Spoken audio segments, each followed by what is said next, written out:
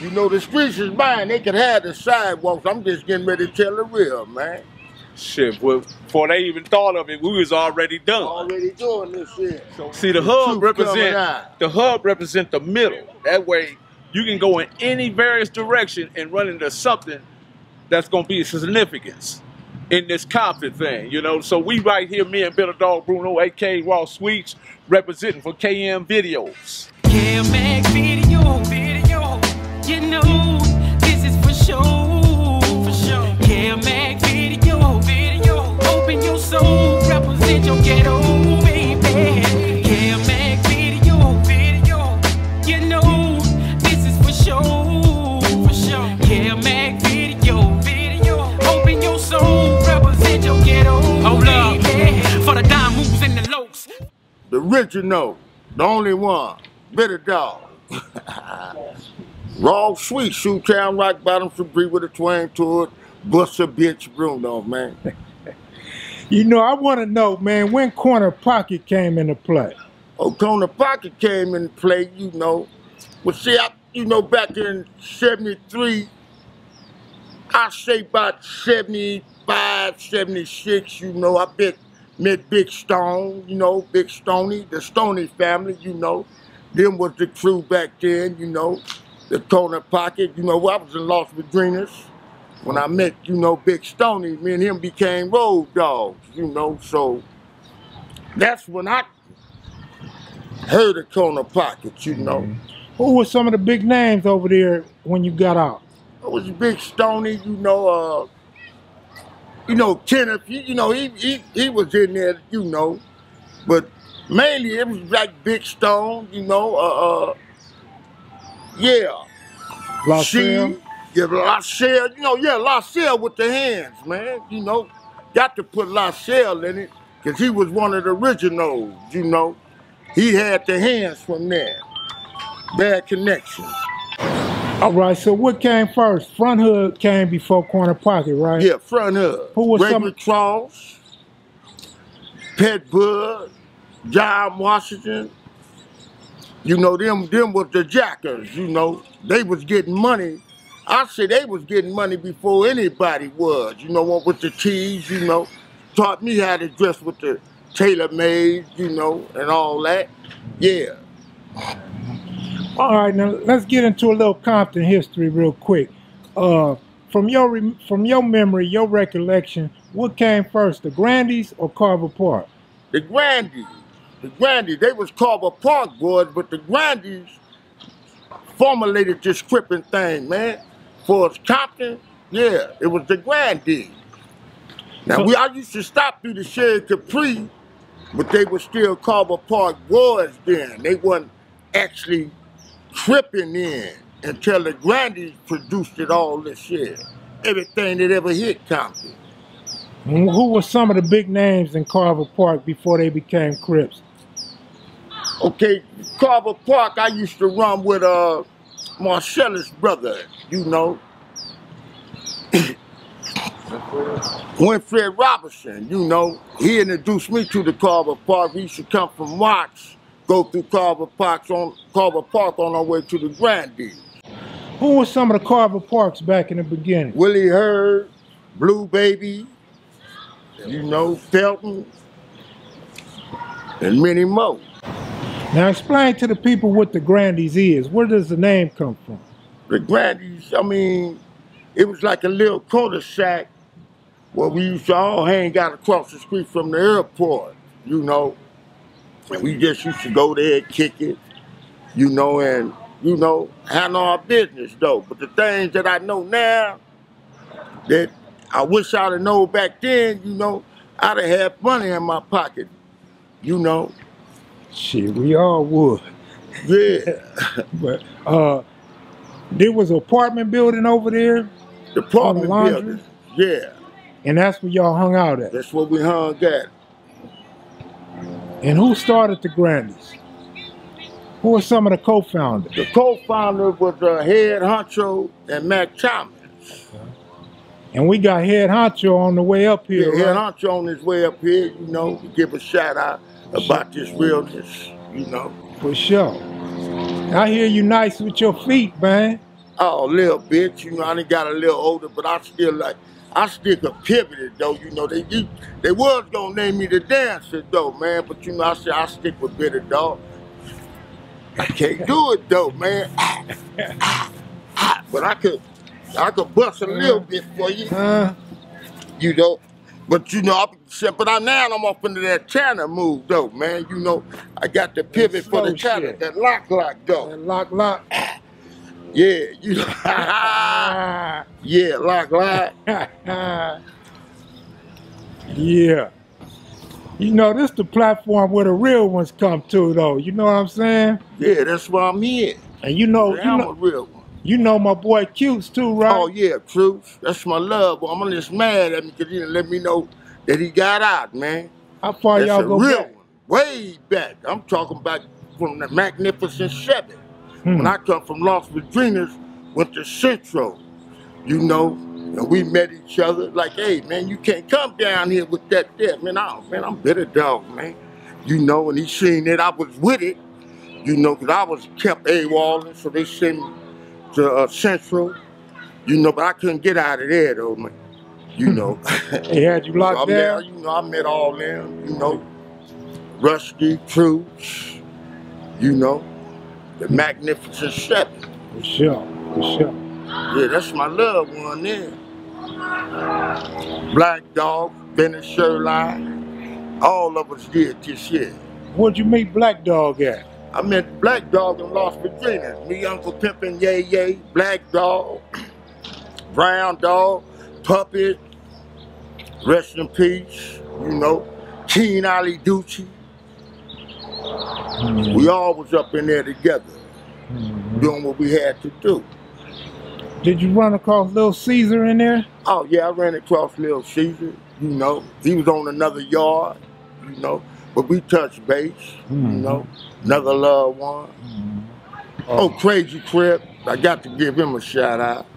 That was my loved one, you know. Now you know Mr. X? Yeah, I know Carl Vernon, Mr. X. Did Mr. X ever stay in Corner Pocket? Son. I know the Mr. X from the Granddaddy. And you know he came from the West Side in L.A.? As far as I remember that he moved to the West Side. So he was in Compton first? Yeah, he was in Compton. That's where I met him in the Granddaddy. He stayed in the Granddaddy on the second floor. Your brother. Yeah. He said, that one of them little niggas that be with Houncho. Hey, Houncho. Hey, Belly Bell, how you doing? Yeah, what's up, bro? Remember the name? What's up? Yes, sir. What we doing up here? Yeah, I just got on Jamel get on that motherfucker, and I'm like, Jamel wasn't nothing but an old motherfucking mascot. Yeah, mascot. You know, I'm like this. Everybody did their thing. Yeah. That's from Jamel to wherever, you know. No one could say a brother didn't, you know. Yeah. Because we all had love for this. Jamel had love like everybody else. Everybody had love. We was kids. We had love for one another. That's what made this survive like it did. Because we was young, 13 and 14, and we had a leader who was like, wow. Yeah. You know, Compton, you know, it's like in Compton we had Mona Park, we had Carver Park, but they was on the outskirts. Right. You know, when we came down here, because I came from the east side, Matt came from the east side. Right. When we came to them Grandies, before us, they had some dudes called the Little Devils. And they was beasts out here in Compton. Right. They was beasts in them Grandies. Right. So they became with us. Okay, Arthur, I got a question for you. Yeah. Keedy Welch and Tootie them on 165 block, right? Right. Was that a separate thing or was that together? That was together. Okay. Just because they was right there with us. Right. With us. You know, we was all together. Right. You know, now that was Karate Man, Keedy Welch, Tootie, Fat Soul, Timmy Amy. Right. 165 block. Yeah. That's what you call original Compton. But like I say before, and even Boot Hill. That came out. Yeah. That came after. You know, that was the off-spawn of the Grandy. Homies coming out of the Grandies, and we had to leave the Grandies, so we come down this way. Right. Now we got the Park Village right there. We got Boot Hill right here. And Spook Town. All that came. And then but even then you had Santana. Right. You know, still which was the Oaks Park. Yeah. Yeah. All that. Yeah. Everything that's in Compton now, man. Because the first time I even realized who any of y'all was through Duck, Donald Norwood. Yeah, Donald Norwood. Because Donald Norwood was in the boys' home with all them. Killer Wayne. And then when they came from the boys' home in 72, 73, between that and all that, everybody was. Right. Yeah, Killer Wayne. Killer Wayne. So Arthur, you say you came from the east side. Where at on the east side? Yeah, I was right there on the true east side. You know what we called the true east What side. street? Paloma, all that. You know, we was over there on that side of town. In the 70s? In the 70s, 71, 72. Yeah. Hey, we was kids, man. Yeah, we was straight kids. You know, Mac lived on 103rd. You know, just before you reach Avalon, that's where he lived at. So we was all going to his house because where I lived at in Watts, wasn't no Crips over there. So we had to go across Central and where the Crips worked, you know. Because when you was on this side of Central, it wasn't no. Where Grape Street is now, wasn't no Crips over there, you know. And if you was one, you'd probably get beat down, you know, if people knew. So we, you know, we tiptoe on the other side, then we had to tiptoe back. You know, hey, we had to act like cowards. You know, we wasn't cowards, but hey, man, you get a whole side of people coming after you. You know, so when my godmother moved out here, I came out here with her. You know, hey, and one day I meet Melvin. Well, I see Melvin at a party, and you know he comes. Hey, yeah, what's up? Was that Melvin Hardy? No, Melvin Thomas. Melvin Thomas. Okay. You know? Where was he from? Hey, he was Mac's little brother. Oh, okay. Yeah. Mac was still in jail, so he said, hey, homie, We all went to Mark. let's start some Crips out here. I'm with it.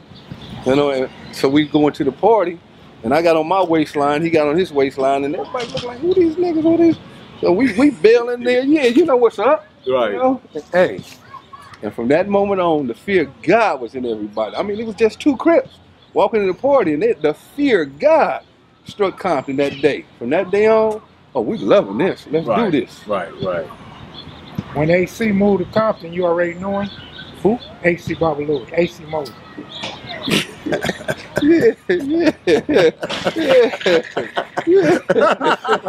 That got him right there. Yeah. Yo, yeah, man. Yeah. You know, we all, hey man, most of us come from the circle of playing, you know, football, baseball. This is where we come from. Even them other guys, you know, Pyro Street or whatever, all them dudes. We all come up from grammar school, junior high together. Yeah. You know, hey. So we had love, but we was at war. And that's the way it is. That's the way it is in Compton. Back in them days, we heard. I remember we had heard that Detroit had the #1 murder rate, and we was bent on it. We gonna have the #1 murder rate out here in Compton. And I think that next year we did. We had the #1 murder rate right here in Compton, and we was bent on that. And we was kids, man. You talking about 14, 15? We was fools. We was straight up fools. We did what we wanted to do. And if you was about older than 25, you better not have been out on the streets of Compton. Yeah. In 71, 72, Yeah. you ain't got no business out here. We own the streets. We control the streets at that point in time. You know, Raymond was the truest leader. I mean, he was the man. And he'll tell him in a heartbeat, I send my baby Crips after you. He ain't sending the Crips, he's sending the baby Crips. And we was his brainchild. We was his warriors. He's sending 14, 15-year-olds after you. Man, you done. And everybody knew that. You know, Raymond loved us. He loved them babies.